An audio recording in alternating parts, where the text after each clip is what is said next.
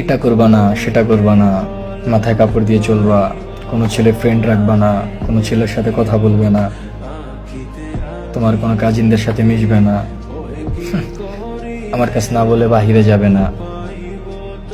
মানে পুরুষের এসব শাসনে নারী তুমি বিরক্ত হইও না। তুমি ভেবো না তুমি পরাধীন হয়ে গেছো, তুমি তোমার স্বাধীনতা হারায় ফেলছো, বন্দী হয়ে গেছো। আসলে যে পুরুষ তোমাকে ভালোবাসে, যে তোমাকে সত্যিকারের ভালোবাসে, সে তোমাকে এভাবে শাসন করবেই। কারণ যে তোমাকে সত্যিকারে ভালোবাসে সে তোমাকে নিয়ে হিংসে করবে। তোমার সাথে কেউ কথা বলা তো দূরে থাক, তোমার দিকে কেউ তাকালেও তার সহ্য হবে না। সে তোমাকে ভালোবাসে একান্ত তুমি তারই। সে পৃথিবীর সব কিছুর ভাগ দিতে পারবে, কিন্তু তোমার ভাগ অন্য কাউকে দিতে পারবে না। যে মানুষটা তোমাকে এভাবে শাসন করে সে মানুষটা সত্যিই তোমাকে ভালোবাসে। তাই বলি, তুমি পুরুষের এসব শাসনে বিরক্ত হইও না, তাকে ভালোবেসো। মনে রেখো তুমি সঠিক মানুষ পেয়েছো।